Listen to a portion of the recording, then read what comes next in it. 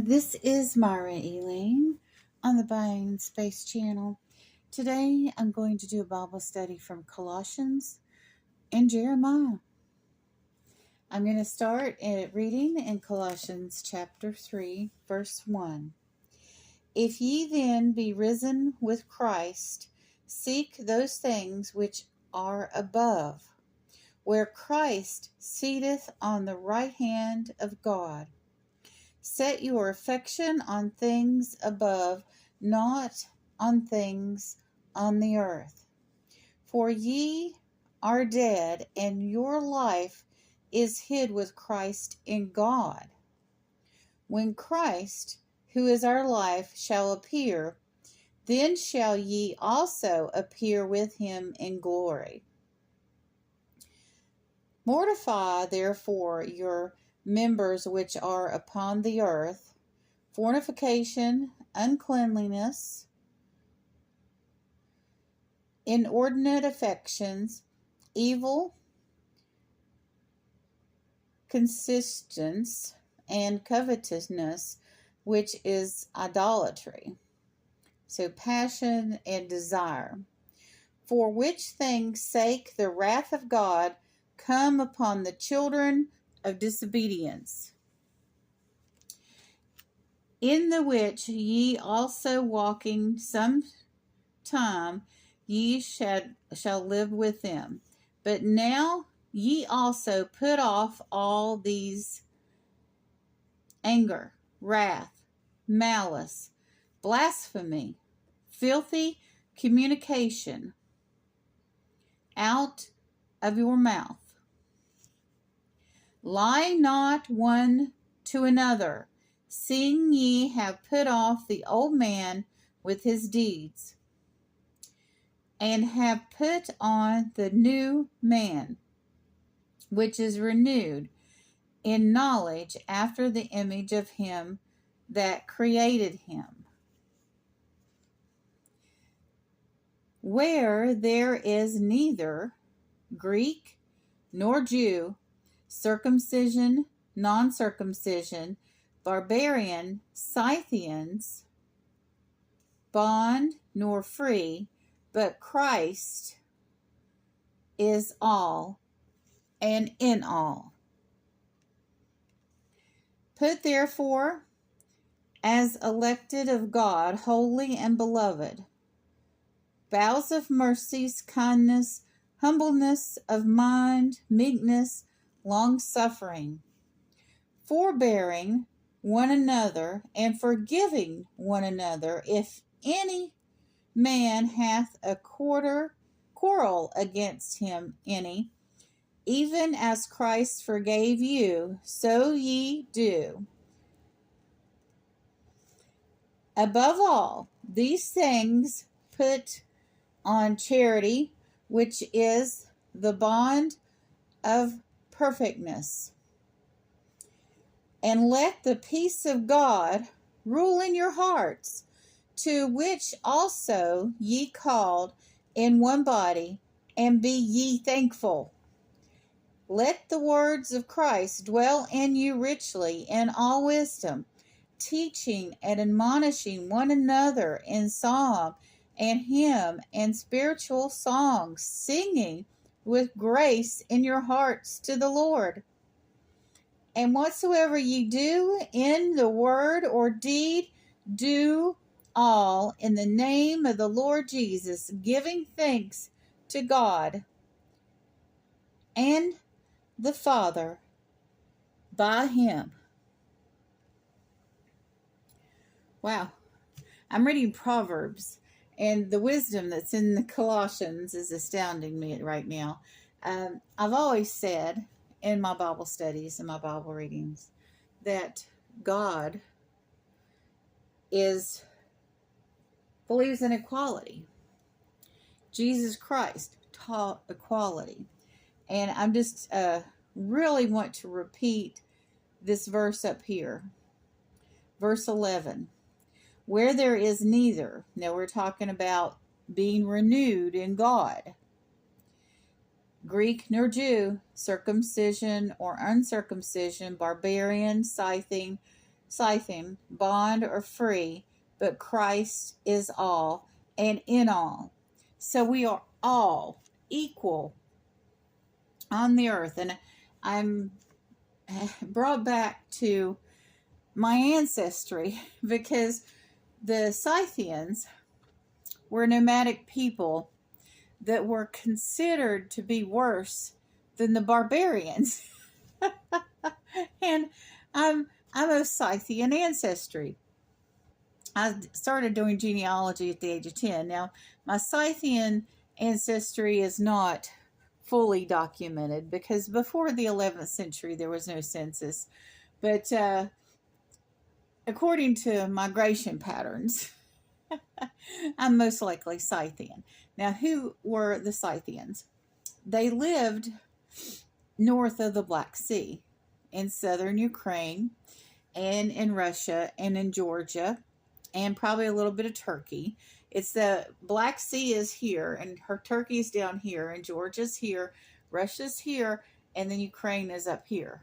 So all around the eastern to northern rim of the Black Sea is where the Scythians lived. And they were horsemen.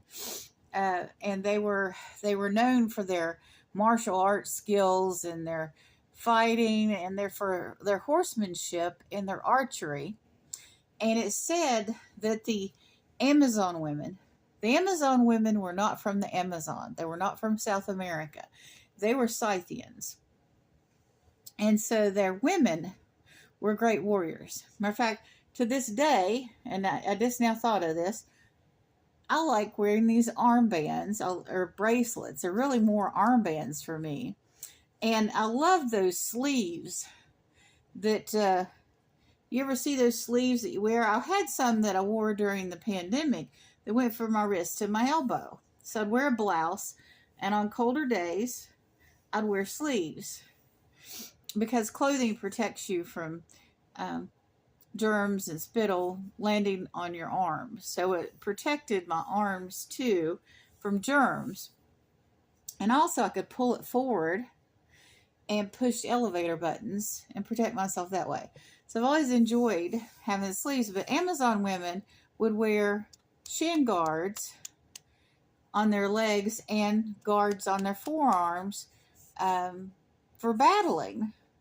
But this was when you pulled the bow back, if you release it wrong, you can bruise this part of your arm. So they would wear these armbands, but longer to protect their arms. So anyway, and also the ones that were really expert archers that were women, they would also cut off their left breast. I mean, the right breast. Well, if they would, their left breast if they were left-handed. But there's somewhere else in the Bible that the Scythians are mentioned. Now, the Scythians, where they came from, they were descendants of Noah, of course. Now, Noah's son, Japheth, he had a son named Gomer. Let me get to the passage. So this is Jeremiah 51. And this is a prophetic book, so put on your prophetic ears if you have them, if you know what I mean.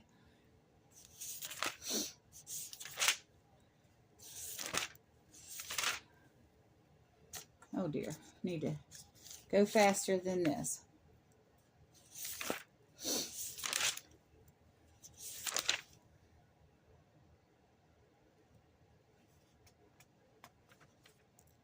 Should have marked this. I got marks all over. Okay, here we are in Jeremiah. Now, Jeremiah was against the Babylonians. If you read the book of Jeremiah, it's about the Babylonian invasion and what he tells people to do, and they don't listen to him. Like most of the rest of the prophets, they're not listened to, or weren't at the time that in their day. Okay, now start in verse 25. Behold, I am against thee, O destroying mountain, saith the Lord, which destroyeth all the earth, and I will stretch out mine hand upon thee, and roll thee down from the rocks, and will make thee a burnt mountain. Now, this is talking to Babylon. And they shall not, or about Babylon, not take of thee a stone for a corner, nor a stone for foundations, but thou hast be desolate forever, saith the Lord. Now, Babylon is Iran. Set ye up a standard and blow the trumpet along the nations. Prepare the nations against her. Call together against her the kingdoms of Ararat, Minuti, or no, it's Minni, and Ashkenaz. Ashkenaz was the son or great-grandson of Noah. There was Noah, Japheth, Gomer, and Ashkenaz, which is later became the Scythians. Appoint a captain or governor against her. Cause the horses to come up as rough caterpillars. Okay, so here's where mentioning these are horse warriors. And coming up against somebody as a caterpillar, when you have, or you're attacking with horses, is caterpillars like locusts would swarm in and destroy the crops. And when they would overcome in large forces, the caterpillar and the horses, you couldn't really even see a break where one started and another ended, especially at a distance. It would just seem like this rolling river of insects or horses coming at you. And I'm sure that was very scary, but that's the picture that we're getting for the Scythians and these other two groups going against Babylon.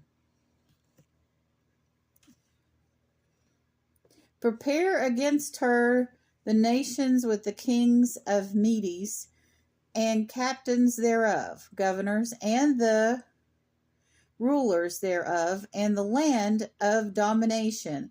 And the land shall tremble and sorrow for every purpose of the Lord, and shall perform against Babylon, Iran, a little bit of Iraq, but anyway, and make the land of Babylon a desolation without an inhabitant. So there wouldn't be one person left, is what it's saying. The mighty men of Babylon have forborne to fight. They have remained in their holds. Their might have failed. They have become as women. They have burned her dwelling places. Her bars are broken. One post shall run to meet another, and one messenger to meet another, to show the king of Babylon that his city is taken at one end, or on all sides, and that the passages are stopped, and the reeds they have burned with fire, and the men of war are affrighted or terrified. Okay, so the Scythians, or let me go back to the verse, Ashkenazis, are from a little bit of Turkey, Georgia, Russia, and southern Ukraine. That area on the border of Russia and southern Ukraine, that's on the east side of the Black Sea, is where all the fighting's been happening.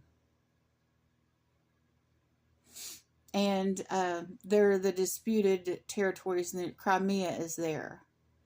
All that is Ashkenazi territory.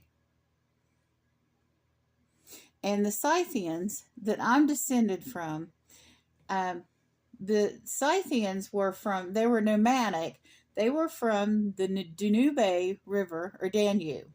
I have a cousin that calls it Danube, but it's Danube, like the blue Danube that's between Austria and Germany.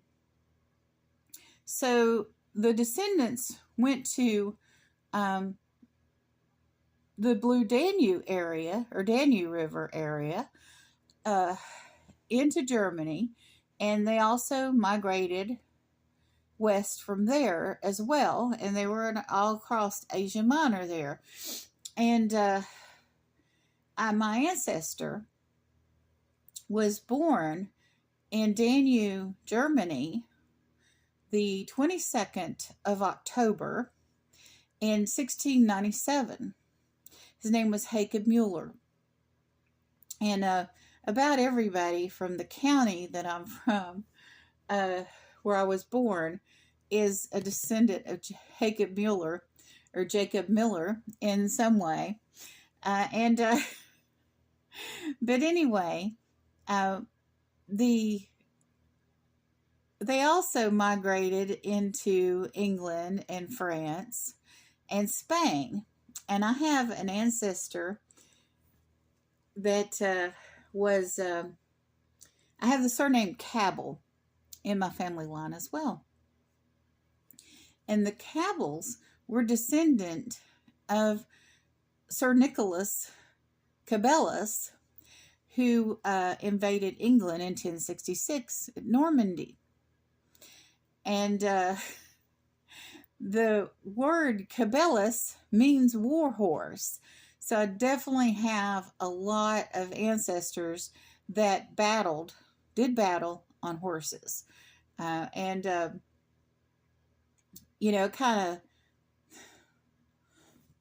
I don't know. I like the idea that I'm descended from warriors. I guess warriors were survivors, but the people of the United Kingdom, many that are descended from people in the United Kingdom and Germany, Austria, we all are, all over the United States. We're descendants of Japheth, and it's kind of prophetic that that whole area was the northern peoples that are going to go against Babylon. And if you want to learn more about the northern peoples, read all this vengeance against Babylon here in Jeremiah, but also read Ezekiel 38 and 39. And what's interesting is, I have a personal tie-in to this, to my ancestors. Whereas I don't believe that I personally should take credit for whatever my ancestors did, or I don't personally believe that I should be punished for anything my ancestors did either. I'm responsible for what I've done in my life, and I'm also should be, not credited for any accomplishments my ancestors made. I am a descendant of a kinswoman of John Locke, that of the Magna Carta fame, and those are things to be proud of. But also, I have just as much equally stuff to be ashamed of. That you don't talk about the bad things your ancestors did, but just like everyone on the planet has capacity for evil and good within them. But and some of my ancestors that did bad things also did good things. So it's a mixed bag. So I don't think that I should be punished or rewarded for my ancestors' actions. But the lineage, the bloodlines are important to the Bible. The bloodline between Adam to Noah, and Noah to David, and David to Christ are very important in the Bible. in the bloodlines that will go up against Babylon, maybe indicating my own. And this, since this is prophetic, it's possible that this is associated with the United States. But definitely, northern Turkey and Georgia, Russia, Ukraine, all the immigrants that went west from there and filled Europe, including United Kingdom, Scotland, Germany, all of Europe, almost, if not all, are descendants of Japheth, who was a descendant of Noah, who had a son named Gomer, who had a son named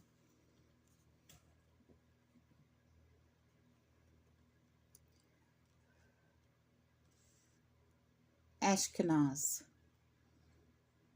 And Ashkenaz was the father of the Scythians. And I hope you all like history. And I hope you like culture. And I hope you like genealogy. Of course, I haven't gone into anyone's genealogy but my own here. But I think it's highly interesting. And before I knew my connections with the Scythian and the Amazon warrior women, I liked large bracelets. As a matter of fact, I'd like to have the same bracelet on this arm too. If you got one, let me know. Anyway, I kind of went in a different direction with the Bible study today. I hope you all enjoyed it, and have a wonderful and blessed Sunday.